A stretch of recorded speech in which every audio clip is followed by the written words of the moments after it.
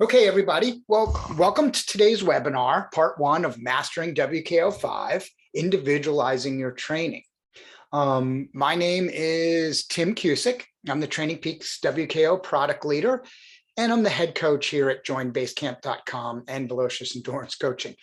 My background, I'm always asked to give a little more background when I do these things. I have been a professional coach for over 15, 20 years, somewhere in that time range.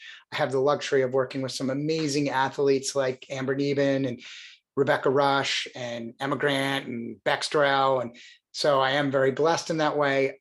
As a coach, I have won a couple of world championships, national championships, multi-country national championships, this and that. So I've been around, I've been doing this coaching thing for a while. Today is part one of two. So I have broken this session down into two. Today is defining individualization, key metrics in their roles, and key applications and outputs. The second part of this will be Tuesday, October 26th. That should say at 8 o'clock. I'm trying to balance Northern America and Europe a little better. And here we're really going to talk about application and case studies. Let's jump right in, focusing on today's topics. As always with my webinars, this is my opinion. And I think it's more important right now, more important than ever before, that we're really working hard to formulate our own opinions. I have a style of coaching. I have spent a fair amount of time learning and gathering knowledge and building experience, but that doesn't make me right. You have to get an intake, and you're an input machine of learning and data, right? And decide and formulate your own opinions and ideas. I'm going to give you some pretty strong ones, but again, I'm not standing on the hilltop saying I'm right. There's too much of that goes on in endurance, coaching, exercise, physiology, interpretation these days. And to me, honestly, it's a soapbox I'm going to end up on all fall, because not everything's as black and white as somebody trying to sell you a book or something like that is telling you, in my opinion. Finally, as we get in the final detail point, please ask questions as we go. I haven't done a webinar in a while. I'm going to be a little rusty. I'm better when you ask me questions. One, I know everybody hasn't fallen asleep. And then two, it just helps keep me on track. What I try to always do, if you ask questions as we go, I'll put them into the web, what I'm talking about, or I'll actually answer it, because I don't like coming back like half an hour later, like, hey, you remember that question you asked? And we don't really even remember what you were talking about. So ask them as you go. Sometimes I'm looking over here. I know that's a little impolite, but that's what I'm doing. I'm reading questions and stuff like that. All right, let's jump right in with part one. So first thing I'm going to do is I'm going to solve how to make all your clients faster, or make you faster if you're a self-coached athlete. When we look at the physiological determinants of performance, this is a pretty good layout. Really, we break everything down into how they work, what's fun, what are we looking at?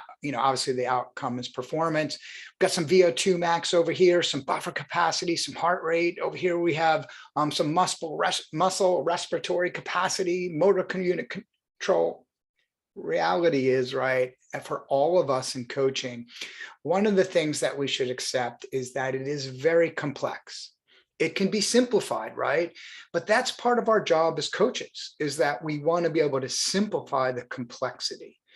And that challenge means that you have to have a certain amount of knowledge and mastery to get yourself there.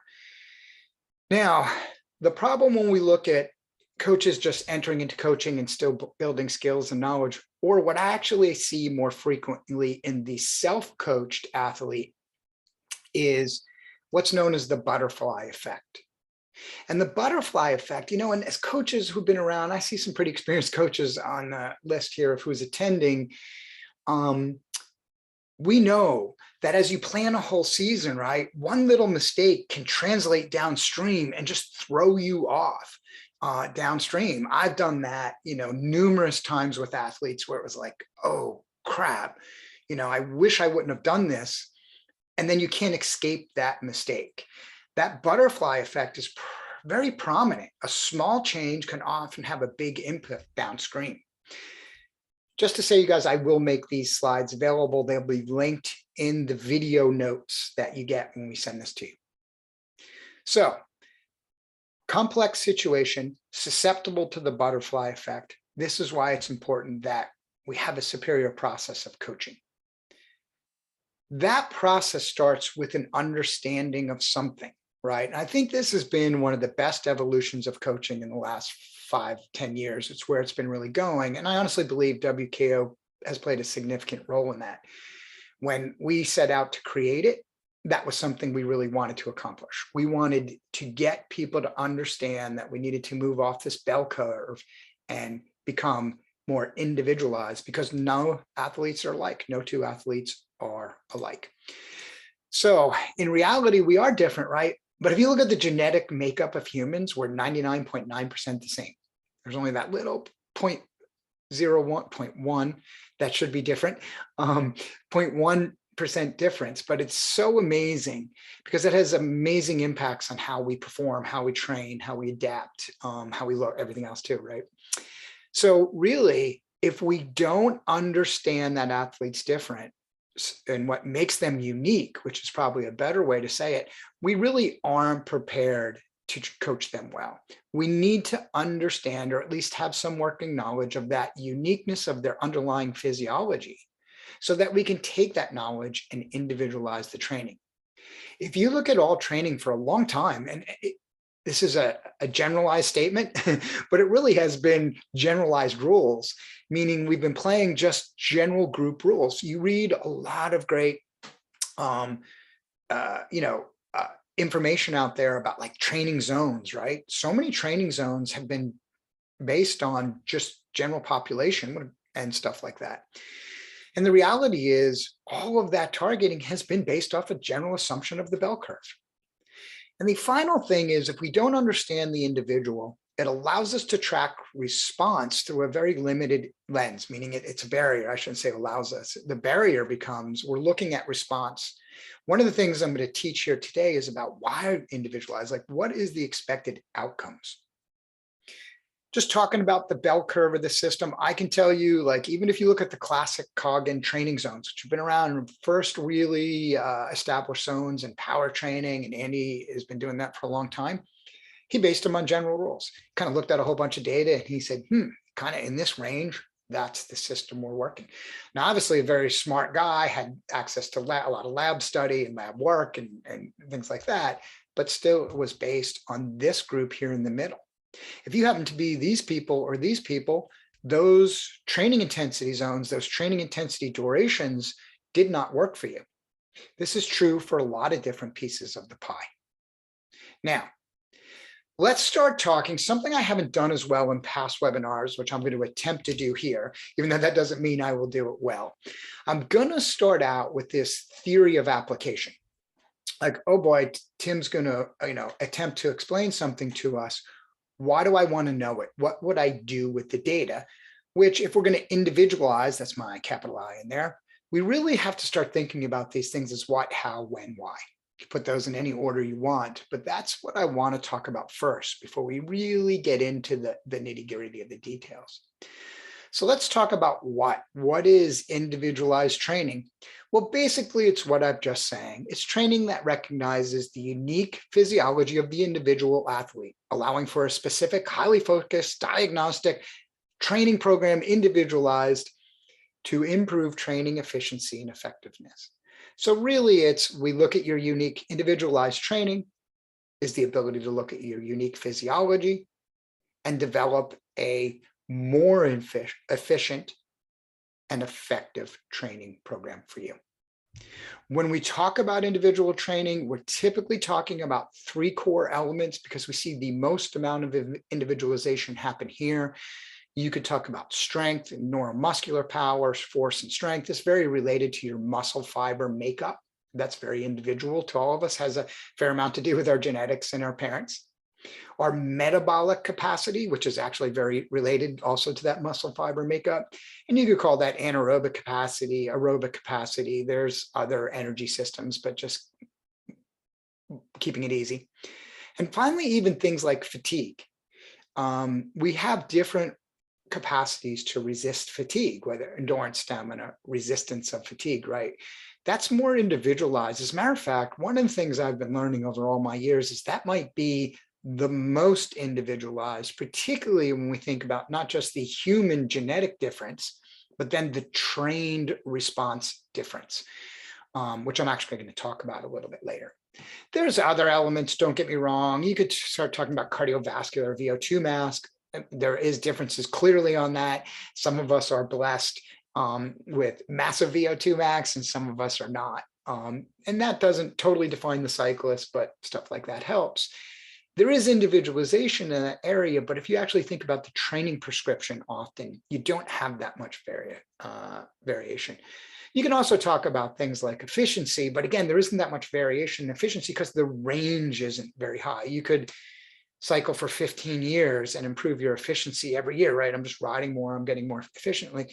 It's not going to have a significant gain in your overall performance, maybe 5%. So it's great. You want that 5%, don't get me wrong, but you don't have a high variation. So if we still just going a little deeper of this, what is individualized training, this really has been this evolution. And I think this is so cool. I first presented this slide 7 years ago. I went back and I found the earliest rendition of this slide. And I think it's so the norm now. I'm super kind of proud. I don't have a better word. I'm stoked, because we had random training way back in the day. For a lot of years, we had generalized training. I mean, if you look at for the phase, most of us grew up as coaches and athletes and stuff like that. Generalized we were training in heart rate zones, right? And broad heart rate zones. And maybe we evolved then into power zones and broad power zones. I think any concept out there now, WKO, others are doing it.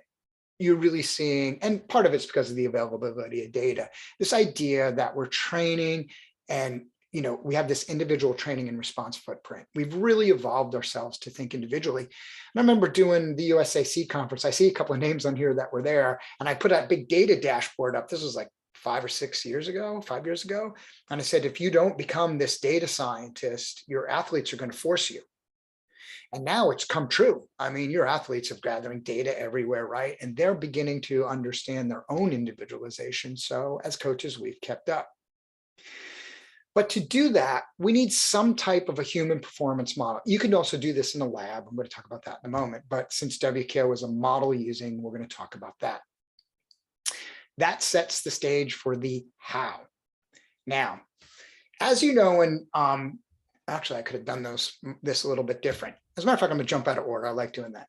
So as you know, in WKO, we have a power duration model.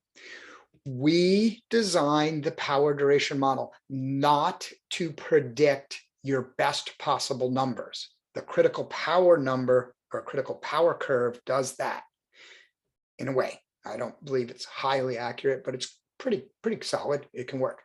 We designed the power duration model to better understand your unique physiology. We needed a model that gave us greater and deeper insight. We could look at the data and the way you produce power and better understand what's going on under the hood. And I think it's so important as we go forward that, and I've always said it, right? And I fought this battle. So I was just discussing this back and forth on Facebook with somebody like 2 days ago. It really is about having these metrics correct so you can use the data, which I'm about to talk about more and more. Now,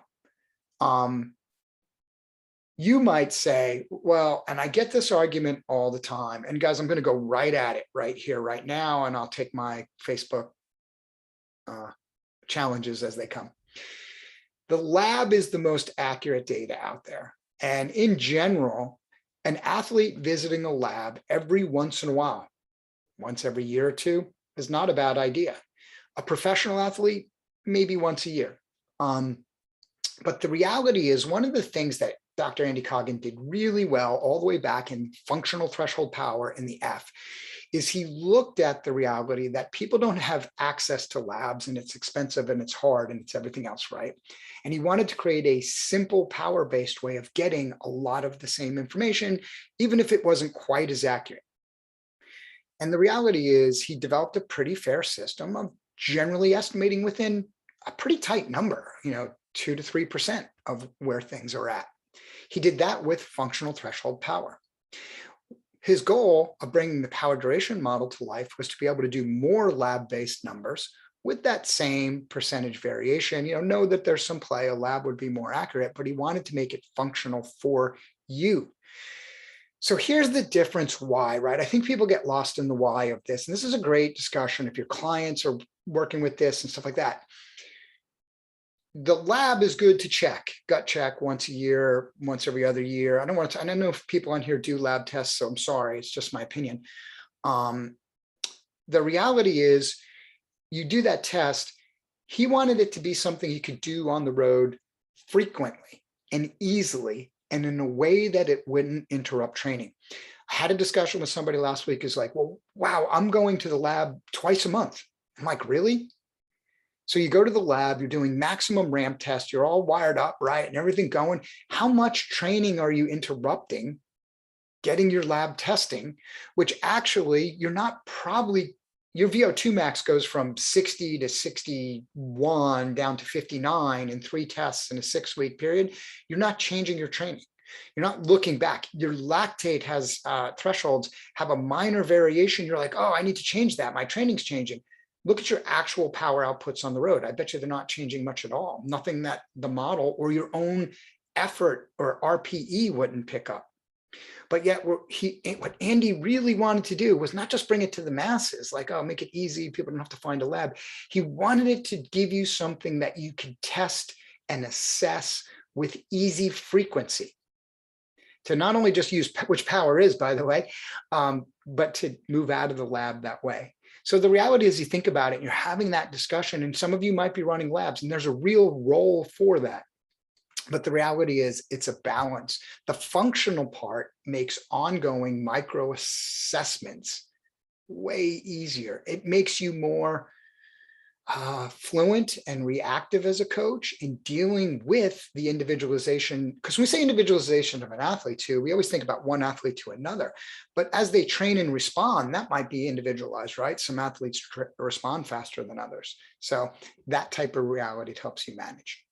To do that, we developed the human performance model, Powerdation model. We wanted an application of a predictable, stable, executable, and quantitative model of human performance.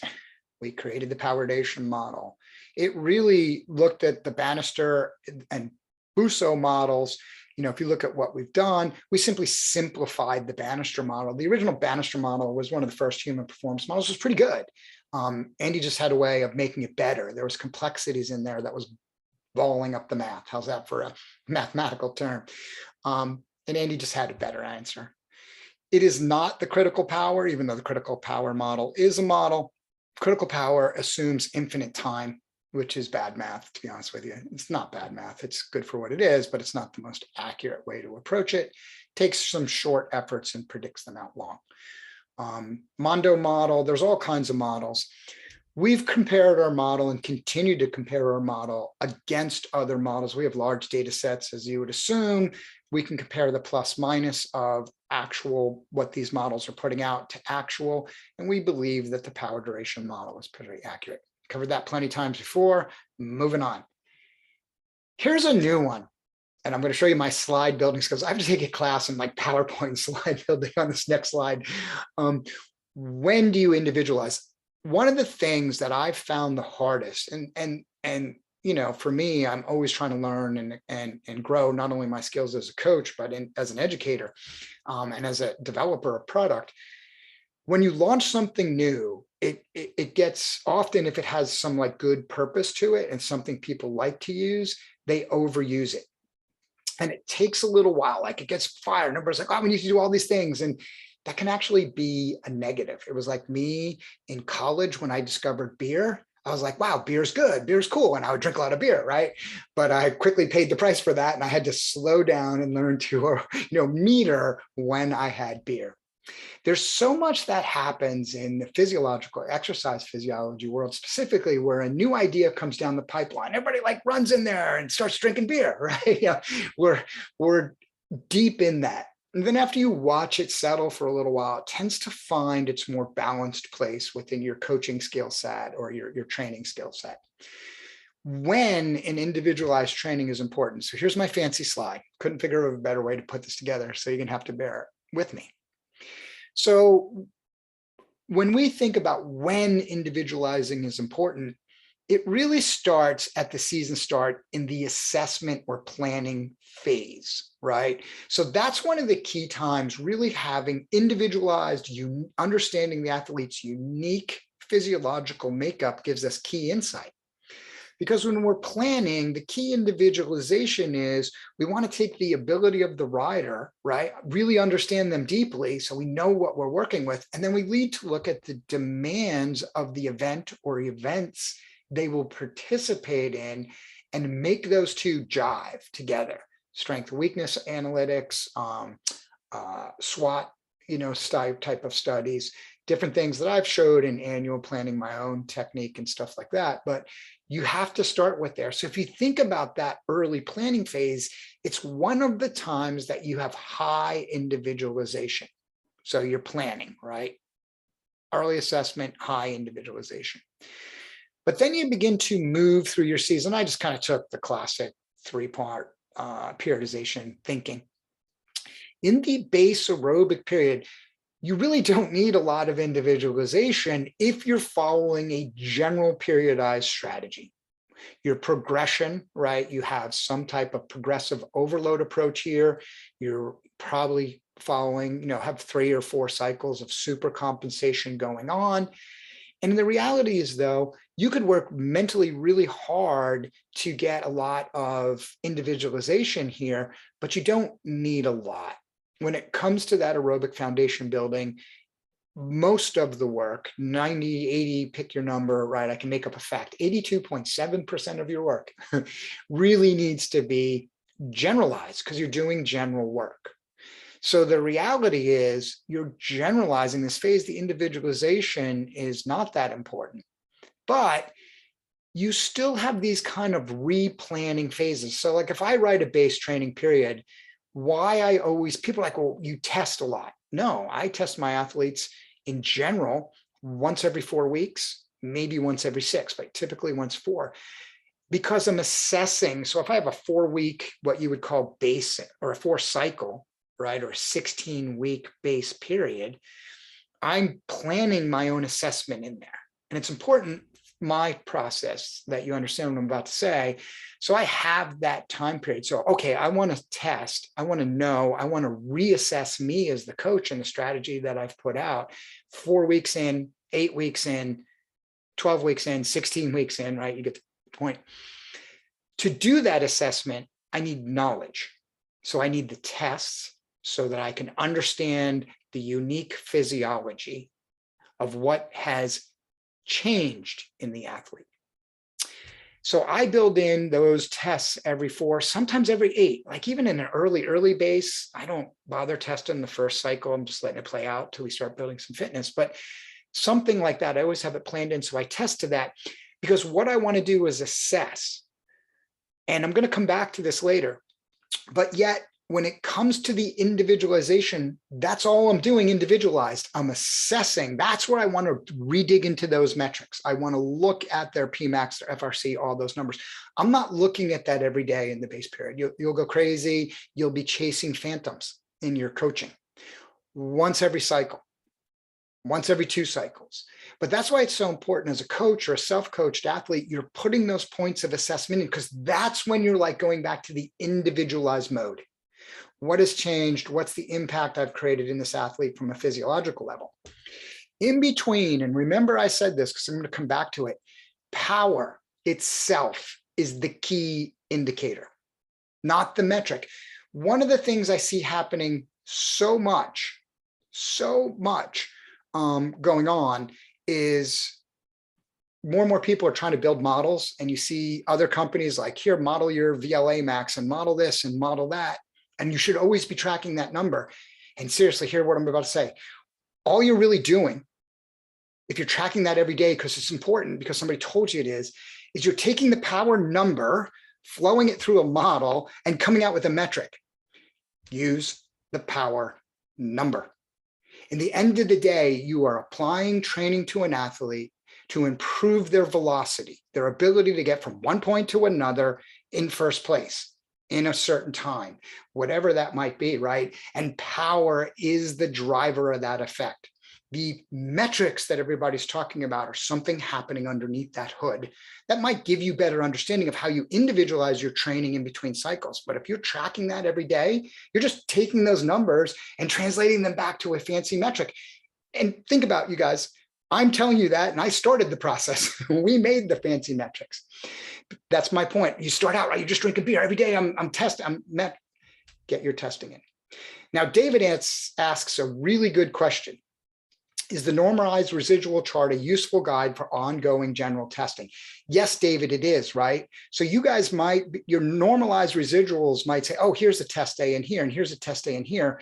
My point is, I read the data, I analyze it, I use it to reassess once a cycle. That's the way I work. So let's say a person's 2-minute normalized residual says you should test a 48-second, short here, medium here. I don't do that medium and totally change what I'm doing. It might change my model a little bit, right? Whatever, but I tend to stick to my training application and I reassess at the end of the cycle, replan if that data has introduced me something. So when I said testing, I don't mean like one day of formal testing. You could use ongoing normalized residuals, or you could use base, the base week, which I will always do here, or maybe your own version.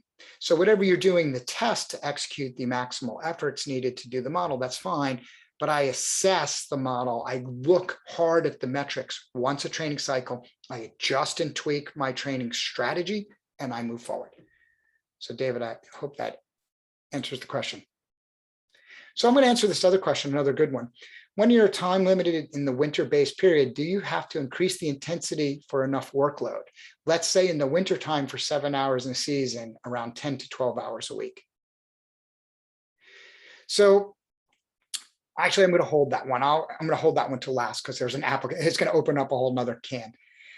And then finally, how does the deviation in the residuals chart need to be to rely on the metrics? It's usually just visual. The deviation should be under 5, which usually it is, but even one big gap, one of the 3 being off, usually gets you pretty close. So it's pretty robust if you have 2 good pieces of data at working, but you always want 3, and it's easy enough to get them. Okay, so I'm doing this reassessment. I hope that doesn't get lost. So in the base period, right, low individualization. As I move into build, all right, now I'm really starting to bring individualization in, right? I'm understanding the athlete, I'm understanding what's under the hood, the makeup of that engine, and I'm taking the progress I've made, the reassessments and the progress I've made here, because that's part of individualization also. There's training response individualization. So here's what I mean. A lot of experienced coaches will get this right away. If you take the same athlete 3 years in a row and give them the same exact base training, you will not arrive at the same results right here. Each year, based on lots of different things, aging, diet, sleep, environment, random response, right? They don't get to the same spot. So really, as they get into that transitionary phase, and now we're really starting to get to drive towards performance, we're really individualizing based off that replanning session occurring here. Now I really want to take, again, a deep dive at the metrics. Where's their Pmax? Where's their FRC? Where's their FTP? And as a matter of fact, what I'm looking at is the movement between those, which I'll talk a lot about in part 2. As I get into peak and I'm moving on to performance, again, that last push cycle as you peak, that's high individualization, high individualization. And there's where you as a coach are really using all the data coming together. And it's so important. If you want to take that athlete to that new plateau, it's really important that these 2 phases, you just nail the individualization. Every workout, the intensity that you're targeting is important. The intensity that your athlete is achieving is just as important. We tend to think the prescription is the solution. But the reality is we also have to individualize and understand what the athlete can actually do. Let me get more into that too. So that's kind of again, I wish the slide looked cooler. I need to take like PowerPoint, but its reality is it's a pretty good way to think about it. And it's very much part of periodization, right? From general to specific. So we need to make sure not just load is changing, and you might go all the way up, you might go flat and around, but specificity, right? The individualization has to grow and change as you grow and change. All right, let's talk about the why. It's funny, we talk about individualization and training. You see many people building 4DP models and multiple metrics in inside and all these different, all great, all WKO-like stuff. Why?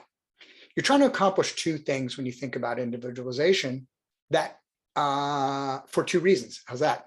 So one, we want to increase the rate of progress in training. And this is really important. I don't talk about this enough, and I haven't. I've been thinking about it more and more. I have this luxury of working with some amazing mature athletes in the 40+ world, one of which who I see on this webinar, so I need to be careful what I say. Even 50+, Rebecca's 53 now and still competing very heavily. So it's made me think more about this individualization and why it's so important to individualize. You can impact the rate of change. And if you think about this, you go back to the model, right? If we can do a better job of shortening the base period or shortening the build period, we can have some positive effects, which I'm going to talk about in a moment. And the second is we want to increase the severity of the training response, right?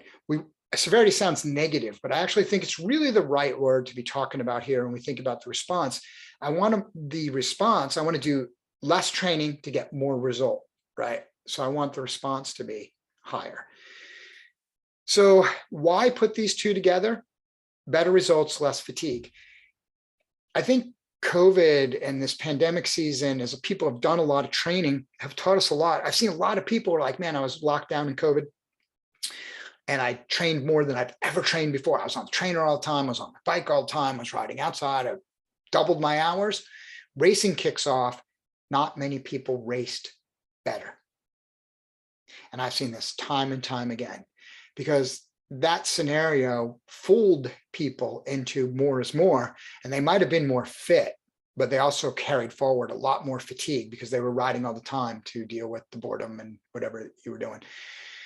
Great training is better results for less fatigue, the least amount of work for the highest amount of result, because then when your athlete performs, they're not carrying both chronic and acute fatigue. We tend to only think about that acute fatigue. They're not carrying both chronic and acute fatigue. And that's a very fine line.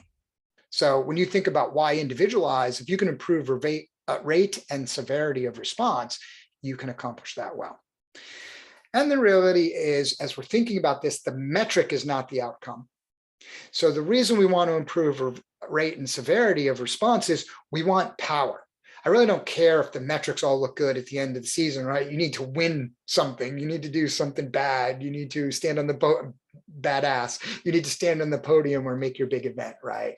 So the metric is not the output. So the reason we are individualizing training is not to create a better metric. It's to create a better output, higher velocity, more power, more fatigue resistance. With the ultra endurance events and things like that becoming so big, there could be things, but the metric is not the output. So still talking about why, this is my classic slide, why individualize, using the specific exercising athlete to better understand their physiology. So we're using their data to better understand their physiology. So then we can use their specific physiology to better specifically train them. So that's the what, when, why, how, forget what all four are already behind it. And hopefully that as we now go into the education of the individualization, what we're going to be talking about, you understand the why you should learn it and use these tools, a little bit about the how they fit in. So let's dig into what they are in this WKO role. So WKO introduced some new physiological metrics. It introduced optimized intervals, some advanced analytics, and new eye levels, optimized intervals and eye levels. And here, at the core, the idea is that the power duration is at the core. Let's talk metrics. I know that there's some experienced people here. You've heard this before. I also see some new people. So again, this is the foundation of learning. Power duration metrics at the core, we have a very simple phenotype. We have Pmax, FRC, modeled VO2max, and modeled FTP. We also produce stamina, TTE, and muscle fiber type analytics. The phenotyping is this simple objective-based classification of athletes into one of four phenotypes. And all it really is taking people and it's lumping them into similar power duration curve shapes, not height. I'm going to show you in a minute. And we have it as a time trialer, the all-rounder, the sprinter, and the pursuiter. So usually big 45 to 60-second power, big long, big steady diesel engine, can do a little bit of everything, big sprint power, right? And all we're doing is lumping people together. But that doesn't mean every sprinter has a 2,000-watt sprint. It's the shape of the curve. So it's people with a similar power duration relationship, how they make power over time, that cluster together in the phenotype. It's not the height.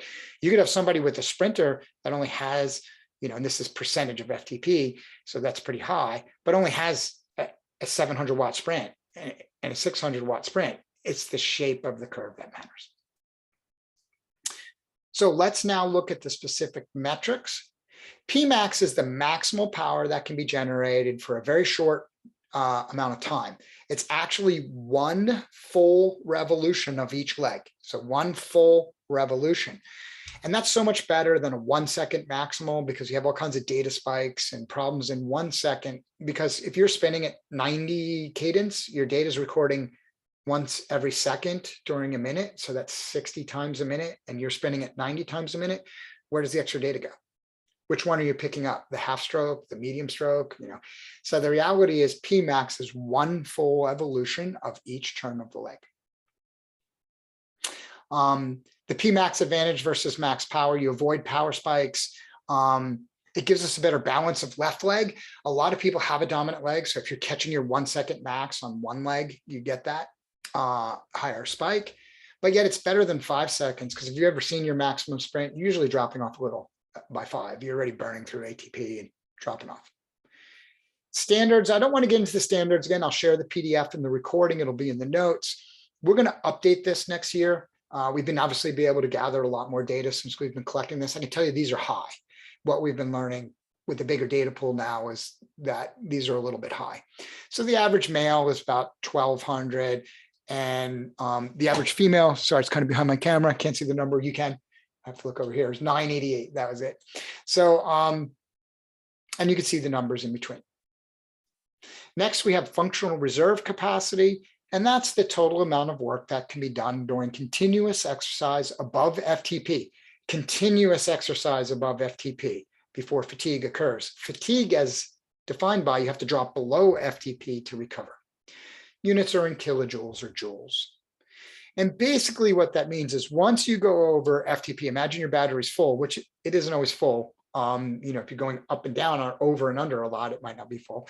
But once you go over, you drain down the battery until it's empty, in which case you must rest. The harder, the more you go over threshold, the faster you're draining that battery. So the maximal amount of drain is Pmax, because it's as hard as you can go, right? So the reality is that's the fastest amount of drain that you can have. Once you're empty, you need to rest and recur. This gives us an excellent insight on an athlete's ability to go above threshold, but also it tends to be related to repeatability of efforts. But I'll get into that more in part 2. Once you get that battery dead, you have to rest. FRC standards, about 9. The range is 9 to 35. The average male has about 18.2 with the high being 22.9. The average female, again, I have to look around to 24, 6.2 to 24, but the average female's high is 13.2 with a high of about 17.2. Probably one of the greatest differences between male and female happens in this range. It's the physiological makeup most of us are born with, or the general driver of it. Nothing different. That doesn't mean each isn't developable in the athlete. We just have a naturally different starting point. You can see the standards throughout. All right.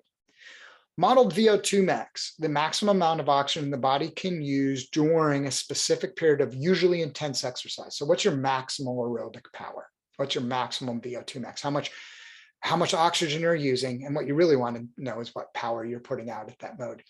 I can tell you we're doing some work on the model VO2 max. We've had some finally getting back to some good lab access. One of the things that slowed us down in the last year and a half is not getting in the labs and getting lab data as much as we need. So we're working on some new modeling and some new things to do with VO2 max. Why is it important? When you think about VO2 max, it really is your greatest indicator of your cardiovascular system, and it sets the upper limit to the production of energy. And the reality is that means if you want to look at your cardiovascular fitness, development of your cardiovascular fitness and capability or capacity, VO2 max is an excellent tracking piece of data. Now, you can also, because what you want, right, at that VO2 max, you want, but what you really want is power. So Dave Kendrick, great question. I don't look at VO2 max much on mine. I look at it in the hero bar and stuff like that. I look at power at VO2 max a lot because there's some other impact in there. So power at VO2 max is an estimate of the sustained amount of power at your VO2 max capacity. So that gives me the upper ceiling of power that you make at maximal aerobic power, or MAP, right? So that sets the upper ceiling of the amount of power you can put out. If you had, and this is an oversimplification alert, if you had two people with the exact same genetic makeup and the exact same VO2 max, there are other impacts that could make the power slightly different, biomechanical efficiency, things like that. So the reality is, by translating it out to power, we're actually seeing what their maximal aerobic power, their maximal power output capacity is while at VO2 max. So that number always matters to me more than just the VO2 max. Now, when I do an assessment of a new athlete or a consult or something like that, VO2 max is one of the places I'm anchored to, because I want to know what their real capability is and how that's changed over the years. But that's why power. But at the end of the day, I look at it because it's the ultimate measure of your cardiovascular fitness. And it's usually limited by your heart stroke, your left ventricle stroke and volume. Your heart gets bigger. Again, total oversimplification, but you get the point. Next, we have modeled functional threshold power. And this is a model-derived highest power a rider can maintain in a quasi-steady state without fatiguing. I will tell you, since I was just talking about it, VO2 max is your ultimate cardiovascular fitness score. FTP, modeled FTP, is your ultimate metabolic fitness score. That's why those two work so well together. Those two systems are highly related, but yet separate. So if you think VO2 max, you want to understand, does your athlete, how cardiovascular fit are they? How are they, do they need more cardiovascular fitness, that type of deal. VO2 max and power at VO2 max gives us excellent insight into that. If the athlete has good metabolic development, threshold FTP gives us excellent insight to that. A key, and I teach this in a bunch of my webinars, and I'm sure I'll be teaching it again this year in the advanced ones. As a matter of fact, I know there's one or two little advanced tricks in there.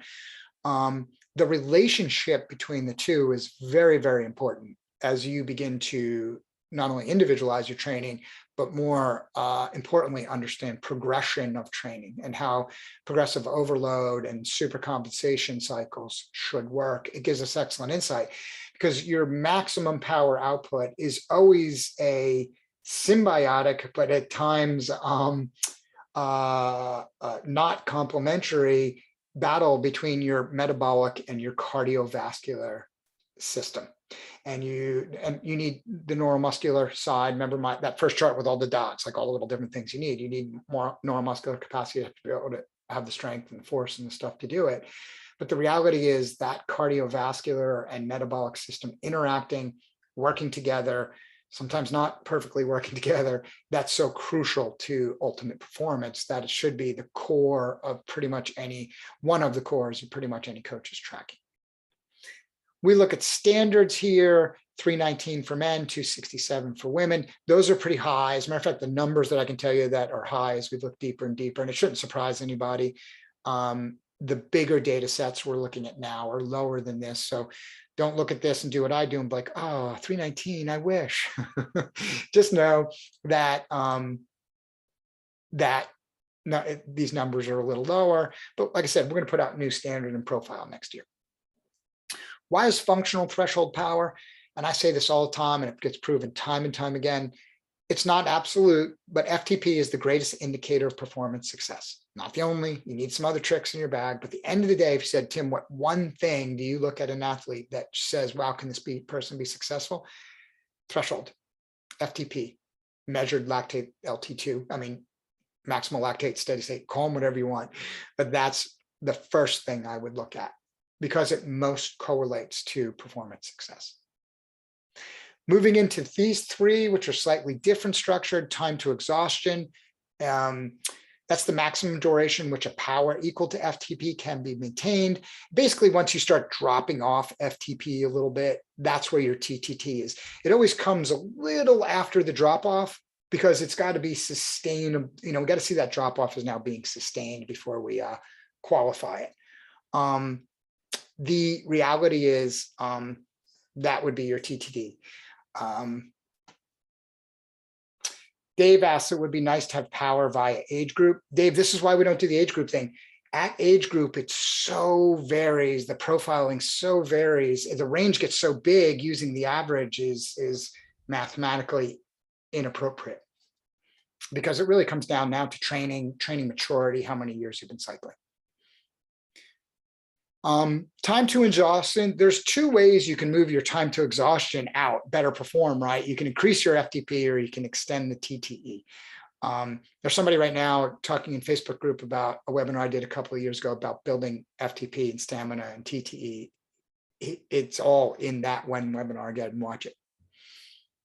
Stamina, this is a measure of resistance to fatigue during prolonged duration, moderate intensity, sub-FTP exercise.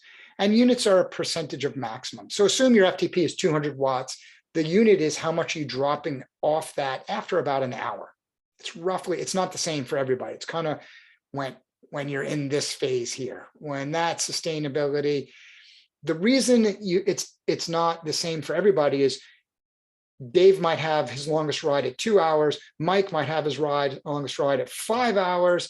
And Rebecca might have her longest ride at 20 hours. So which range do you use? So we kind of smooth that out and just give an idea of drop off.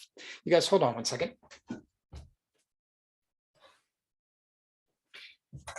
My silly dog hears me talking and is like, Dad, I want to come into your office. Sorry about that. Okay, so that's really what stamina is. Muscle fiber type, we can model muscle fiber type. That gives us some good insight of how much fast twitch and slow twitch you have. And as you train, you'll see some of that transition occurring. So, are you transitioning some fast twitch, type 2 or B or whatever, however you guys want to put it together. But tracking your muscle fiber type gives us understanding of percentage of fast twitch, slow twitch. That's actually a very good assessment piece of data. You usually get a pretty good, clear picture of what's going on under the hood from somebody just by looking at that. And translates out. So in the end, all of those items give us a 360-degree athlete view. And I think this, and you're hearing this, I know other companies are now saying 360 athlete view. Great, more power to them. You guys are people, I believe we were the innovator here. We brought the data out. That's cool. People always ask me, well, these guys are copying you. I don't care. Let's all just get smarter together. And learn and coach athletes better and produce better results and enjoy what we do. Our metric set is meant to give your coaching, you as a coach, that 360-degree view.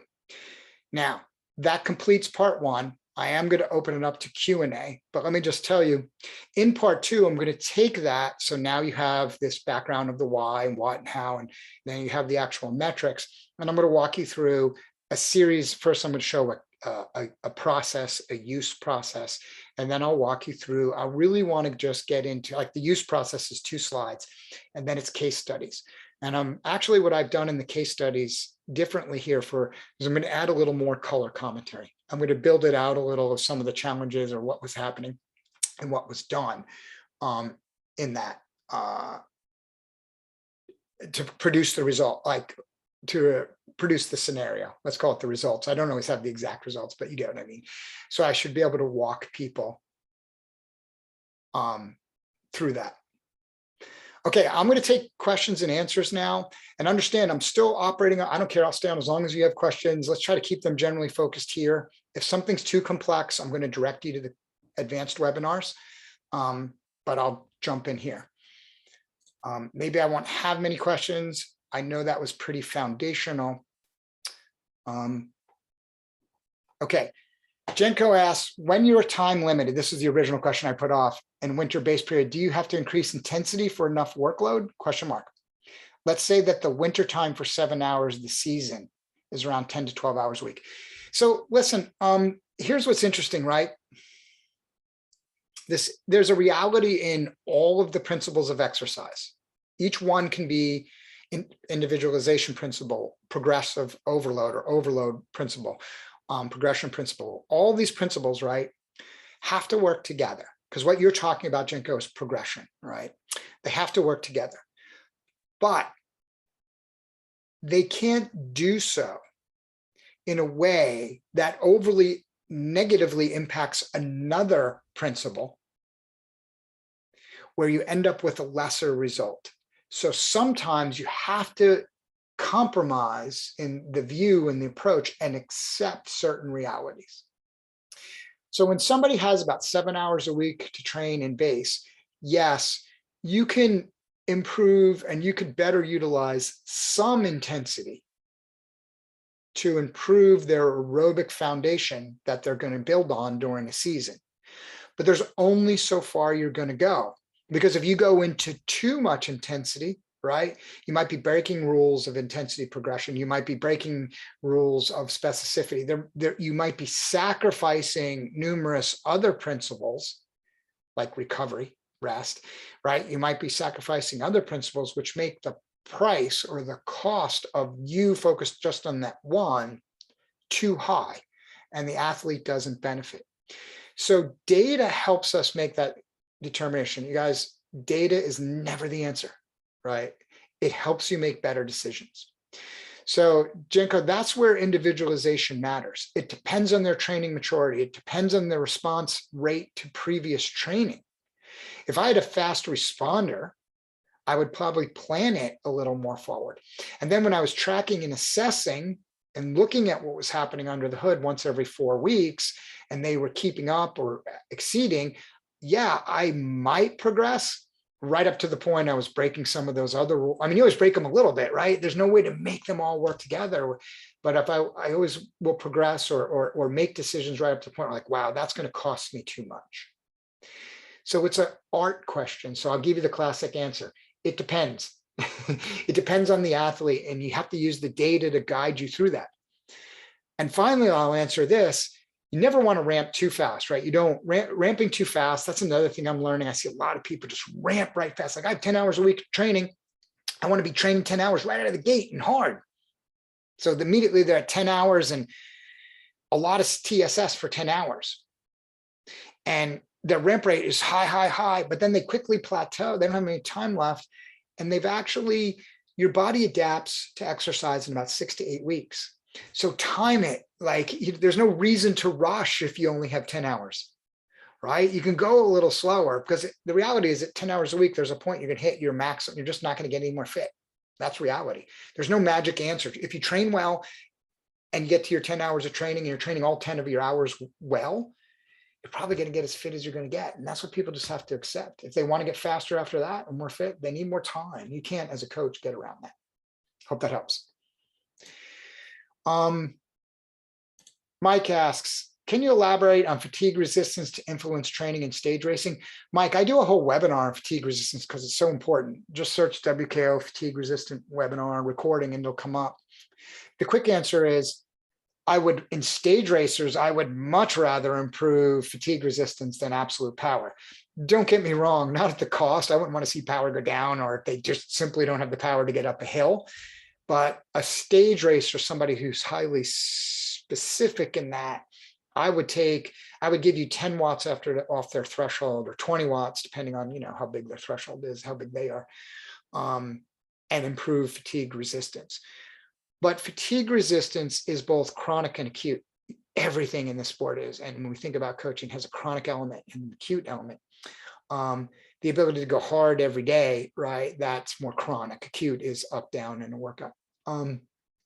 So yeah, it's highly influential. And that's more impacted by your training rhythm, not necessarily training content. It's how you put your training days together and your cycles together that can build that type of fatigue resistance. Next question. Is it possible to put VLA Max on a timeline chart to see changes by time? Yeah, I saw a couple of people asking that question. I won't know. Honestly, guys, I don't look at VLA Max. If you're following Coley Moore's recent podcasts, he's kind of given up on it too.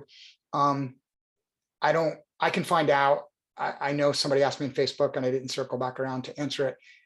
You guys, if you want to know a secret to VLA Max, my opinion, shoot me later on Facebook. Here's what I track. So here's a secret tip for you. I track, I'm going to kind of lie a little bit. I do it a little more complex than this, but I'll keep it simple. I track the athletes 5-second, 15-second, and 30-second power as a percentage of threshold. And if you understand what VLA Max is, and the VLA Max really is like you're short. He's got a sprint. Oh, the sprint's too high. I see this all the time in presentations. The VLA Max was too high, so they can't win races. So they have to bring that down, which means they're going to do some threshold work.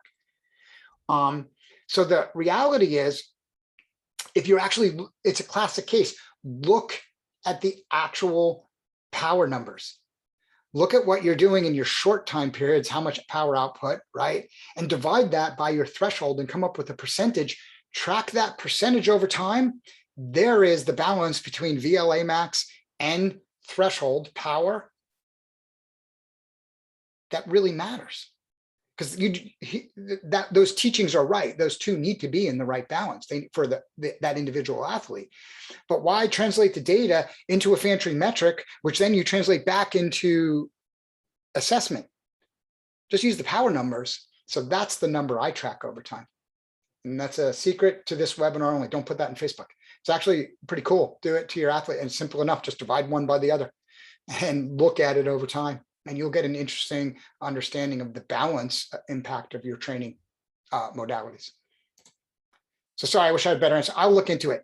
If you post it again, or ask Debbie Martin. Debbie's getting better at chart building than I am. She has more time too. All right, Joe, what's your question? Tim, can you briefly describe what you mean by improvements are made with either FTP or TTE? So here, I'll try to show you on this chart, right? So think about your TTE is happening here. If you pulled the curve up, it would naturally move out, right, Joe? If you push the curve right, it would actually naturally move up if you think about power over time. So by simply moving that point, you could focus your training formats at pulling threshold up. That would actually improve performance, right? Or you can focus your efforts on increasing your ability to hold a number close to threshold for longer to pull everything to the right. Either of those impacts can improve your stamina. I do a webinar on that. There's one that's just like improved TT. It is the FTP one that somebody's talking about on Facebook right now. I talk about just that impact in the end, how you can raise the curve or you can pull it to the right. Like literally visually, I wish I had the ability to grab it. Think about where this dotted line is. If I pick the curve up, the dotted line would be further to the right, wouldn't it? Right. And if I pulled it right, it would also be further to the right. So you have two ways that you can increase those. How to do that, that's good coaching, but more raising, more FTP work, more intensive approach would raise it. A more extensive approach would pull it to the right. Sorry, I'm just working through. When you mention testing every 4 weeks, do you mean informal testing or something like AET, EF? I mean, when I say testing every 4 weeks, I am informal testing every 4 weeks. So I do a webinar, there's testing, there's one in the 2-minute tutorial, like little coaching with WKO5 page of the mechanism. That's what I honestly use. And I use normalized residuals. If everything's clean and good, and I know I've gotten the right maximal efforts, I might not, I'm trying to do the least amount of testing to get all of my results. But with most of my athletes, some I don't, and there's some reasons, some unique scenarios you wouldn't, I'm testing 2 to 3 times, like in the base period, because that's where I'm reassessing. I'm going back under the hood. Now I want to look at the metrics again. I'm looking at power in between, but I want to make sure the model is clean. I'll use normalized residuals and formal testing as I go throughout. Then I'll check the normalized residuals leading into this time frame, like, oh yeah, I mean, I really need a 48-second, or I really need a 22-minute effort, whatever that might be. That becomes my testing. Hopefully that, but testing, Dick, is maximal effort. I still see this mistake. If you don't put out max efforts, your model won't be clean. Simple as that. Kate, what do you got? Could you provide WKO5 chart names for looking more closely at the different principles you speak? The chart that shows metabolic versus cardiac fitness relationship. Yeah, that's just VO2max versus FTP. That's the name of the chart. But you know what? I could do that when I'll make sure I add next week a couple of the key charts that I'm talking about. I'll add them by name. Okay, you could always ask me offline. Got it. Joe Hamilton, thank you for the positive feedback. All right, everybody, unless there's any final question in the next 8 seconds, that wraps us up. I know I'm taking a simpler, shorter, cleaner approach to these basic ones, but I want to make sure people have foundational things out there. This part 2 is a week from today at 8 p.m. Eastern Daylight Time. Of course, I'll record it and share it with everybody who signed up for this one too, but please sign up, because then you get the automatic email. It makes it easy. I will make sure it gets posted. I know Debbie posted it as an event. Also, feel free to post your questions in Facebook. Thanks, everybody. Talk to you soon.